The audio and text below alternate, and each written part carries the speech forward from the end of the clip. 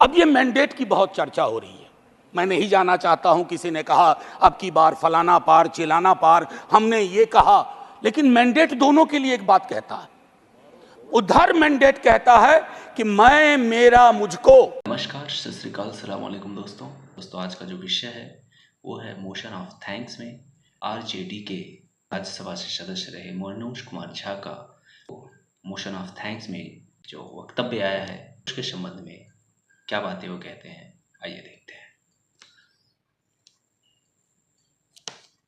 की सीमा होती है, आत्ममुग्धता की सीमा होती है, व्यक्ति केंद्रित विमर्श की सीमा होती है। लोकतंत्र में सामूहिकता बहाल होनी चाहिए। और हमारे लिए संदेश है कि आपने जो कुछ किया शायद इनफ नहीं था। अगर हम किताब संविधान के हाथ में ले रहे हैं तो इसके पन्ना दर पन्ना, सफा दर सफा, हरफ दर हरफ हमको जीना पड़ेगा, लोगों को भरोसा दिलाना पड़ेगा। लेकिन हाँ, इस मैंडेट की कुछ खूबसूरत चीजें बता रहा हूं। लोकतंत्र में सामूहिकता बहाल हुई।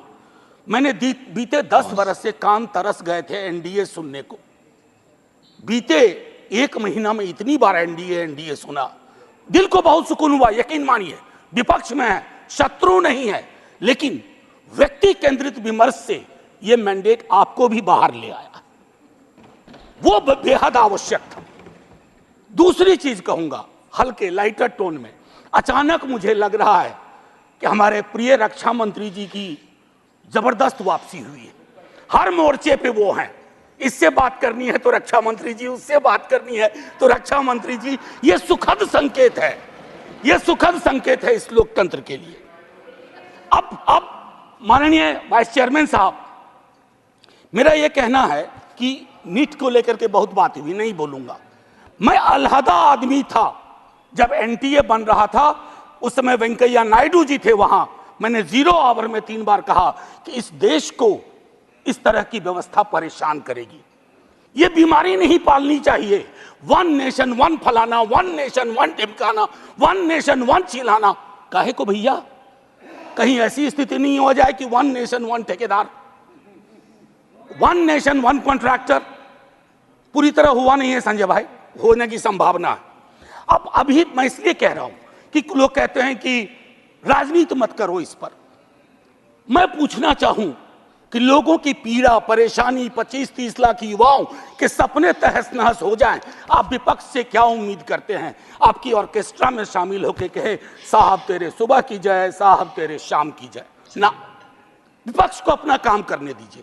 अगर आपने ईमानदारी से एनटीए का मूल्यांकन किया होता, आपने क्लीन चिट पहले दिन ना दी होती हड़बड़ी में, आज ये नतीजे ना होते। एक वर्धा विश्वविद्यालय है, मैं आपके माध्यम से कहूं, हमारे माननीय हेल्थ मिनिस्टर और लीडर ऑफ द हाउस है यहाँ।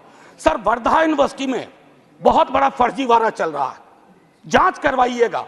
आप पावरफुल लोग हैं, हमारे पास पावर नहीं है।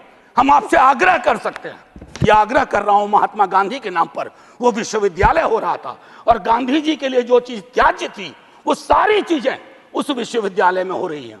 परसों टिस में क्या हुआ, ये सब चीजें हमें चिंता देनी चाहिए।